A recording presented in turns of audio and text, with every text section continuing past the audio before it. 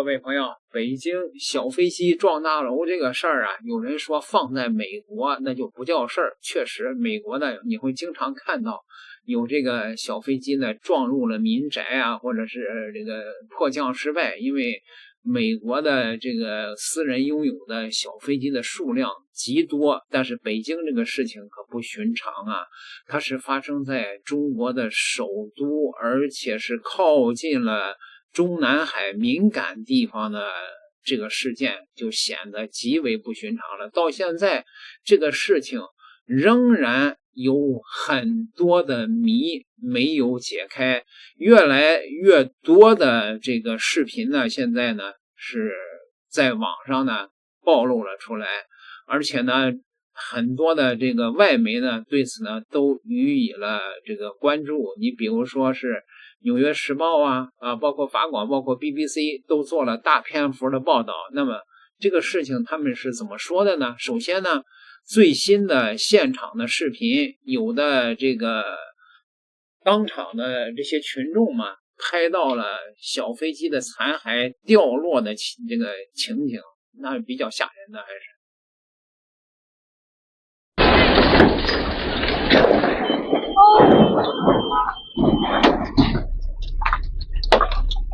快跑！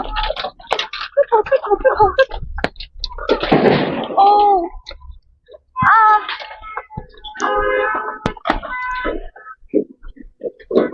不会有什么东西掉下来吧？啊！救命啊！救命啊！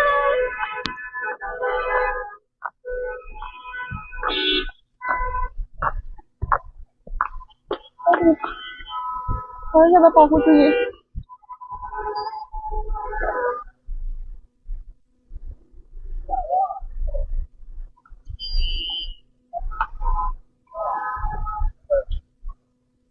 天呐！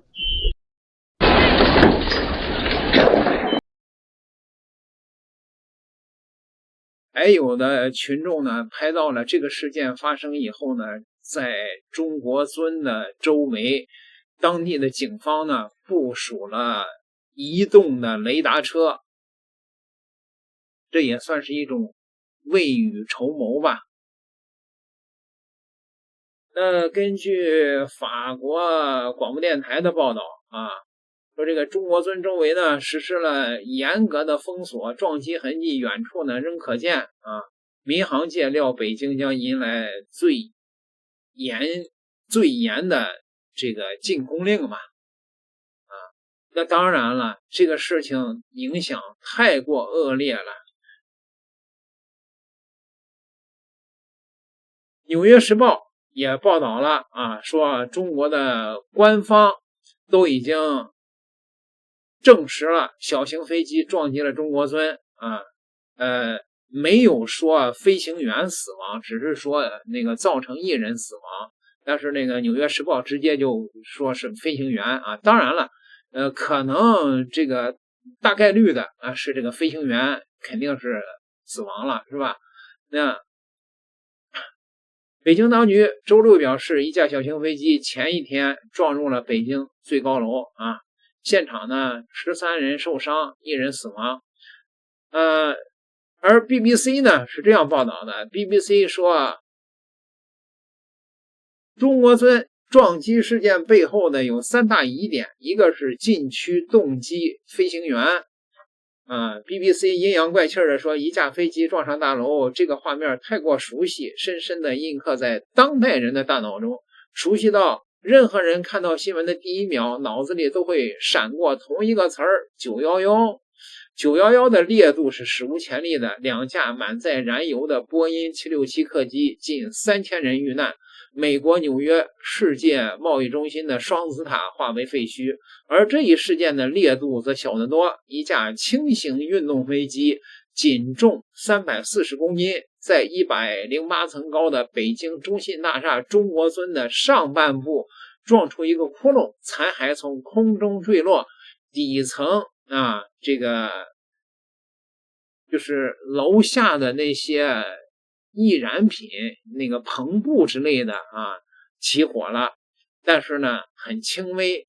正值下班时分大楼内呢约 1.2 万名办公人员被紧急的疏散，警方迅速封锁了周边的道路，消防车和救护车赶到现场。官方事隔22小时之后披露，飞行员当场死亡，13人受伤。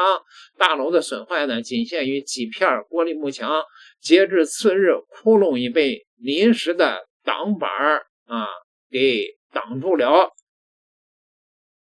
规模上虽无法与911相提并论，但这件事儿呢，不可思议的程度并不逊色。在全中国空域管制最严的城市中心，距离中南海仅6公里，北京最高的建筑物上，一架小飞机穿城而过，撞上了北京最具标志性的高楼。这也让3个疑问成为了这场事件的核心：为什么一架飞机能够不顾管制，畅行无阻进入北京的中心呢？此外，这名飞行员究竟是谁？社交媒体上流传的刘俊华又是怎么回事？最后，这次事件到底是一场挟持报复，还是纯粹的意外呢？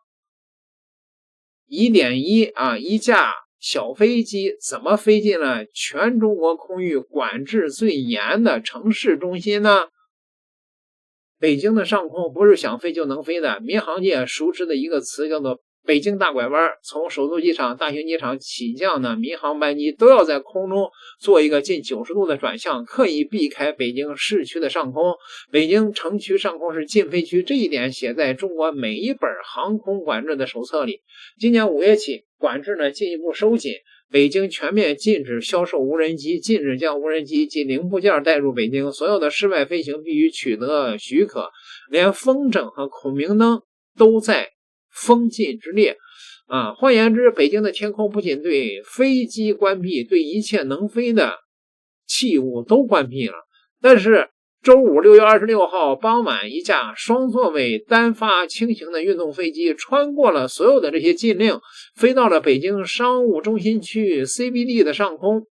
坠落的残骸上写有 B12PP 字样，航空网上的资讯显示，跟这个注册号对应的一架中国山河科技生产的山河阿洛拉 SA60L 轻型运动飞机，长 6.9 米，翼展 8.6 米，巡航时速约170公里，起飞滑跑距离仅180米，它的体积大概介于一辆轿车和一辆小巴之间，可以在土路、草地上起降，不需要正规的机场。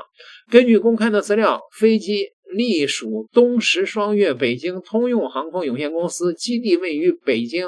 平谷区的石佛寺通用机场。从石佛寺到中国尊所在的朝阳区的 CBD 直线距离大约60公里，若阿洛拉 SA60L 的巡航速度计算，航程大约20多分钟。香港明报引述熟悉航空业界的人士透露，事发前北京塔台控制的离场近空区域管制都在呼叫这架飞机，但无人应答。随后呼叫了军航的直升机前去查看，军航的人到了之后已经撞了。换言之，若消息属实，不是没人发现它，而是发现了呼叫了却没有拦住。这架飞机恰好命中了各国空域安全的一个公认的难题：低慢小。飞行高度在1000米以下，时速200公里以下，雷达反射面积2平方米以下，传统雷达很难捕捉。阿洛拉 SA60L 3个条件全部满足。针对低慢小的探测，至今仍是全球空域安全的难题。中国并非没有投入，比如失事飞机生产商山河星航开发的星云飞行智慧平台，深度融合了北斗卫星导航系统和全球定位系统 GPS， 号称能实现对飞机的全天候无死角的监控。但这一系统监控呢，是自家飞机的营运数据，而非空域安全。换言之，这架飞机有追踪系统，但追踪系统不是防空系统。从起飞到撞楼有禁飞的制度，飞机上也装有追踪技术，但这个体系没有真正拦住它，而且它撞上的不是一栋普通的大楼。中国尊正名叫中信大厦，国有企业中信集团总部的所在地，楼高528米，是北京最高的建筑，它位于东三环的 CBD 的核心区，与中国中央电视台总部大楼大裤衩隔街相望。大楼于2018年建成，地上108层，地下7层，可容纳 1.2 万人办公。但中国村的敏感性远不止最高2字，它距中共中央办公地中南海大约6公里。2018年前后，多家媒体报道称，在验收过程中，官方检查人员发现，从中国村的顶楼3层，在能见度良好时，肉眼即可眺望西侧的中南海。若使用军用级的高倍望远镜，至少可以把中南海内的人与活动一览无余。报道称，因这一致命漏洞，中国村被要求整改。明报当时报道称呢，顶层的3层有可能交由国家安全机关管理，观景平台不得朝中南海方向眺望，游客需安检，且不得携带专业级的高倍望远镜等设备。可见这栋大楼离中国的政治中心是如此之近，这就加深了对于中国空域管制制度的拷问。一架小飞机从起飞到撞楼，而且还是在中国空域管制最严的城市，距离政治中心极近的区域，却在制度、技术等全链条失守，无法阻拦飞机撞楼。说值得一提的是红场事件。1987年5月28号，冷战末期的美苏仍处于激烈对峙之中。19岁的西德业余飞行员鲁斯特仅凭约50小时的飞行时数，独自驾驶一架民用的塞斯纳 C172P 小型单引擎飞机，从芬兰的赫尔辛基起飞，低空飞越爱沙尼亚与列宁格勒今天的圣彼得堡，一路多次进入苏联的防空雷达的覆盖区，却因为高度低、目标小和指挥失误而没有被有效拦截。鲁斯特原本有意直接降落在克林姆林宫内，但为了避免被秘密逮捕，事件被掩盖，改选红场作为象征性的舞台。此举戳破了苏联的防空神话。事后披露，当时国土防空军拥有数十万兵力、上千架战斗机和近万部防空导弹发射架，却拦不住一架慢速的民用小型机，严重打击了苏军的坚不可摧的形象。这起事件最终导致国防部长在内的数百名防空高层官员遭撤职，相关的整肃规模被认为在数百到2000名军官之间，成为戈尔巴乔夫整肃保守派的一个重要的契机。那么疑点2，飞行员是谁？关于这架飞机上唯一的人，官方通报只说了一句话：飞机上只有飞行员1人，当场死亡，没有提性别、年龄、姓名。但一个名字开始在社交媒体上流传，刘俊华。英国的《金融时报》驻北京的记者在社交平台表示，周五深夜，他前往这架飞机起飞的飞行学校，目击了几名黑衣人员在制服人员的监督下，在停车场搜查一辆黑色的 SUV， 一辆别克昂克雷的车。他看到现场有5辆警车，警方似乎搜查了公司的办公室。公开记录显示，这辆车的注册的车主名字叫做刘俊华。金融时报的报道未能确认被搜查的汽车与其车主与失事飞机是否有关联。这一家飞行学校东石双月他在现场看到学校停有多架山河阿若拉螺旋桨飞机，并确认涉事飞机正是从这里起飞。截至此时，这个公司的微信公众号没有发文回应撞击事件，官网则显示暂时无法访问。路透社称呢，联系上一名雇员，对方称呢不肯定失事飞机是否属于公司，未能提供进一步的资讯。刘俊华这个名字随即在社交媒体上传播，被指向与撞击事故有关。而公开的资料显示，中信集团旗下的中信银行的子公司中信理财恰好有一名女性管理人员，也叫刘俊华。在事发的次日，中信理财的微信公众号上发布了一篇文章，文中特别提及2026年6月27号刘俊华分享了企业发展思路。6月27号是撞击事件的第2天，且翻阅中信理财的公众号，未曾见过类似管理者具名分享资讯的贴文，文章也没有附上刘俊华的照片，官方至今没有任何确认或否认飞行员身份的资讯。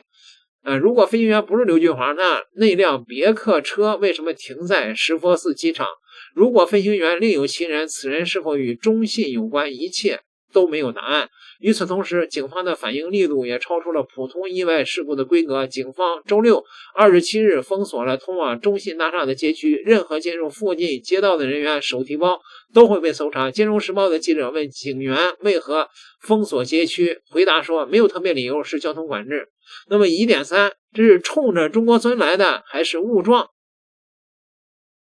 这件事情的核心悬念就是全球的航班追踪平台的发言人对美国《纽约时报》表示，涉事飞机通常用于北京以东的飞行员训练，而周5的飞行反常。当被问及这是意外还是蓄意的时候，他认为目前不排除任何可能。目前呢，没有直接的证据可以回答这个问题。明报呢引述航空爱好者的估计，飞行员可能擅自关闭了飞机的电台。同时呢，事发区域没有目视的航图，飞行员可能以京秦高速作为目视的参考地标，从通州一路飞至了中国尊。前美国中央情报局东亚及太平洋事务助理的副局长韦德宁教授判断更为直白，他对金融时报说，预计这个中国可能会往最坏处想，并可能因为担心这是一场暗杀行动而追责。但也有对纯粹意外的猜测。一个中国的飞行员学习网站形容呢，阿若拉 SA60L 是一架操控简单的轻型飞机，但它的单发飞机在通航领域，单发飞机的发动机故障在低空几乎无法处置，飞行员可选择的余地极为有限，而飞行员失能，比如说心脏骤停、一氧化碳中毒，在轻型飞机事故中并不罕见。飞机可能维持原有的航向继续飞行，直到撞上障碍物。石佛寺机场在平谷区，位于北京市区的东北方向。从石佛寺起飞后向西南飞行，恰好经过城区。如果飞行员在训练中失能，飞行沿原航向继续飞行，撞上 CBD 并非完全不可能。而528米的中国尊是那个方向上最显眼的障碍物。历史上有过先例，2006年纽约洋基队的棒球明星里德尔驾驶一架小型飞机撞上了曼哈顿的一栋公寓楼，最初引发恐慌，最终被判定为意外。但里德尔案从发生到定性经过了详尽的调查，而这一次轻型运动飞机没有黑盒子，飞行数据的记录无从查证。在此次事件发酵的过程中，舆论热议的是911之后全球的民航安检升级到了脱鞋解皮带的地步，但一架更小、更灵活、更容易获得的飞机反而处在监管的盲区里面，甚至于本以为是最严密的禁飞区也会出现此种纰漏。BBC 的文章也提出了另外的一个可能性，就这个飞行员在升空以后，他突发疾病失去了意识，而这个飞机呢是处在自动驾驶的模式下，所以呢无人控制的小飞机就飞了直线，撞上了中国尊。这个事件到现在依然还是个谜。点个订阅吧，咱们下期再聊。